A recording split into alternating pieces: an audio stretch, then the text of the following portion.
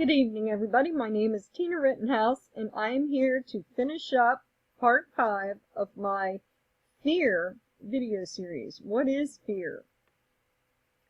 Now, from all my different research and everything, and different things that I've read, it seems like the fear of the unknown seems to be the most debilitating of all fears that people experience within their lives.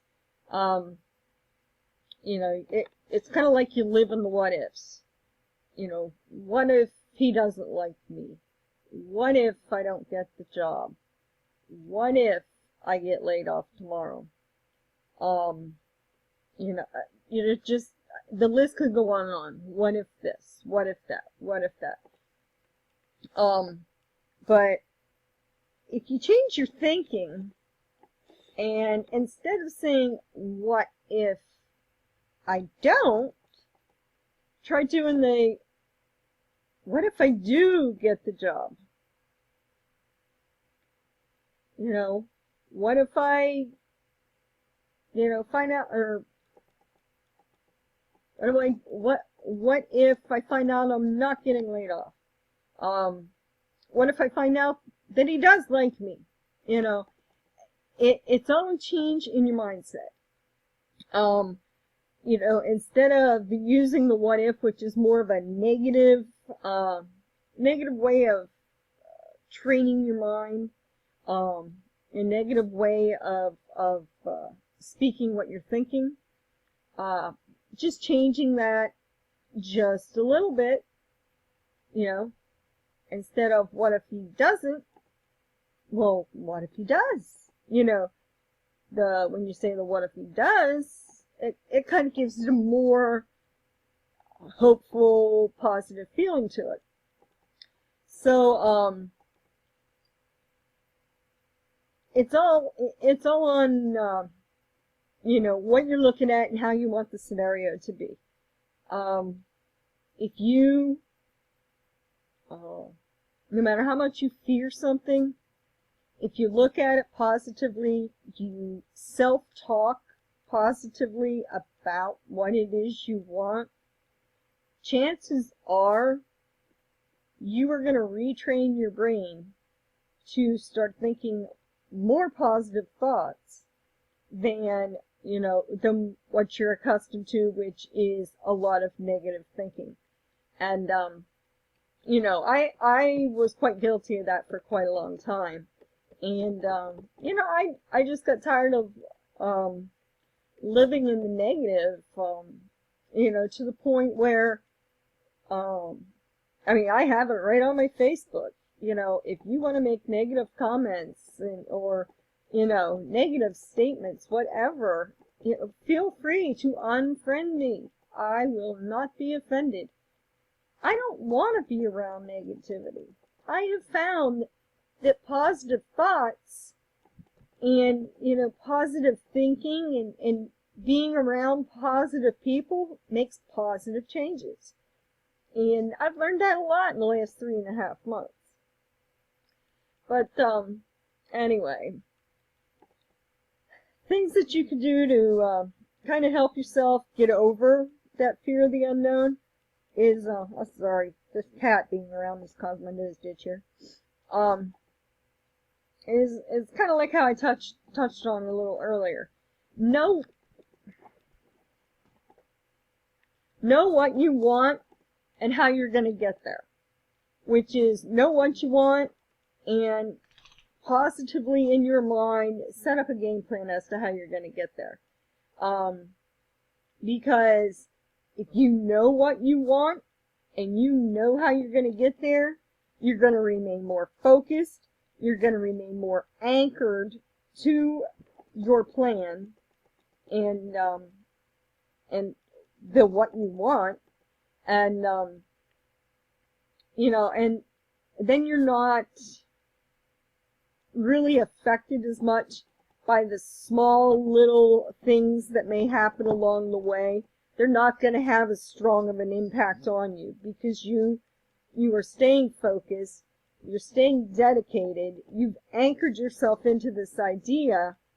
So, any small thing that may have been a major setback for you is now just like a slight breeze in the air that, that it's not going to affect you. So, you would act rather than react. And I've heard that exact statement a lot in my life. Be prepared to act, not to react, which is taking a proactive approach. Be ready for anything. It's that way in anything in the world. Tornadoes, hurricanes, severe flooding. Be prepared. Have a game plan. Know what you're going to do before you have to do it. So that's a very strong way in order to start overcoming those fears. Sit down and figure out your game plan. Know what you're going to do before you have to do it. And, you can allow yourself some of the what ifs to kind of prepare for some probable obstacles. When you start an online business, an obstacle is probably going to be family, friends telling you that is, it's just not going to work, man. It's a scam. Oh, it's another pyramid scheme. Oh, they're going to rob you blind. They're just another one of those fly-by-night companies. Well, you're going to overcome those things because if you want to make something work, you're going to research it. I can't believe that you would jump into something without at least knowing something about what it is you're jumping into. So, if you've already done your research, even though they may be obstacles, and they may be very important obstacles to you in your personal life, just, convince them, just trust me. Just trust me. And in 1 month's time, come back to me and let me show you where I'm at. So you take it in little tiny steps to help overcome those obstacles. So, it does get easier, but it is a step-by-step process. And some of the other, some other examples of, kind of what if, scenarios that, just in everyday life that you may come across, which, are some of the what if and, having a contingency plan. Examples: you keep a first aid kit in your car, just in case. That you may need it. You're going to have a flashlight in your vehicle somewhere in case you need it. Road flares. If there's an accident and you're helping direct traffic, or you're helping, people that are inside the car of the accident, that's something you can't plan for. However, you can have a contingency plan, which is putting first aid kit, flares, so flashlights, whatever you think you would need if you would come across an accident, driving along, or, if you're out in the park and somebody happens to get, a really bad cut or whatever. I have a first aid kit. There's stuff in there. Cleaned it up, wrap it up, and at least that part's taken care of until they can get additional medical attention. So that's another example of a contingency plan. And of course, a typical one would be, putting money in a savings account, for unexpected expenses. You know, you always want to have that little bit of extra money so it doesn't hurt you financially. You know, if something unexpected happens. And they always say that it's a good idea to have in your savings what would be equal to 3 months worth of income. So I have a long ways to go to meet that one, but you know, those are just little things, you know, to help you out. Hello, Simba. All right. Also, you want to keep your plans flexible, so you can adapt if you need to. You need to have solutions. So if, you know, challenges arrive, devote your time and energy to finding workable solutions, you know, rather than worrying about it, and nothing getting accomplished. Nurture your curiosity. If you're curious about something, then it gets you excited. You know, you have that sense of excitement because you're really curious about it, because in all actuality, life is an adventure. So just look forward to the things that to come. Be curious what might be the next thing that comes your way, you know, and be excited about it. And, you know, when these big exciting things happen, you know, don't be afraid to, you know, just kind of kick up your heels and, you know, pat yourself on the back because, hey, another great thing happened. And live in the moment. You know, you can't change yesterday, and you cannot control and predict what's going to happen tomorrow. So live in the moment. Whatever is happening right this very second is all you have control of. And so you live to make the most out of every moment that you have on each and every given day. And whenever each moment brings you, then, you know, deal with it, you know, deal with it as best you can. Life is precious, and you don't want to waste a minute of it.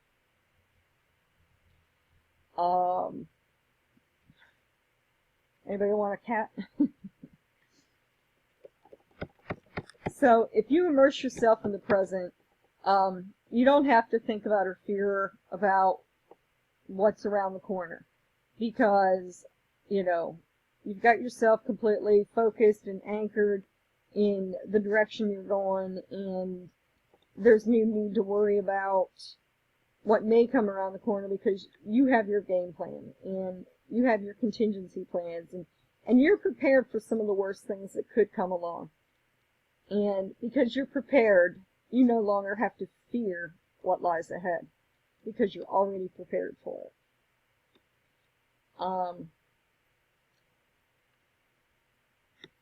About the only thing that living in the moment can give you is eliminate your fears and propel you into a bigger and better future, and live a life full of love and happiness. Guys, I'm telling you, I have the perfect way to overcome a fear. And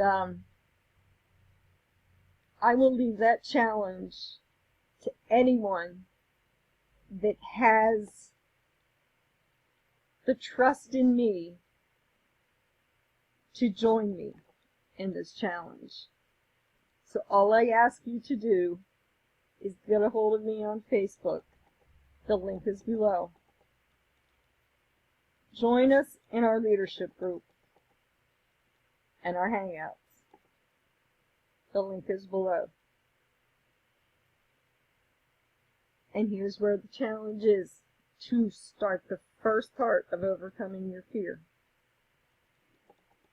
is take advantage of the 100% free training provided by Drew Burton. That link is also below. Listen closely to every word that Drew has to say. And that in itself will help you overcome the very first fear of getting into a business and how do I make it grow. Kind of like how do I find my people? How do I find my customers? Drew tells you how. You just have to follow the blueprint. That's everything for this evening. Thank you so very much for sticking it out 5 episodes of this series with me. I appreciate it, and I do truly hope that you got something out of this. And I would love to hear from any or all of you. Thanks once again, and have a wonderful, wonderful evening.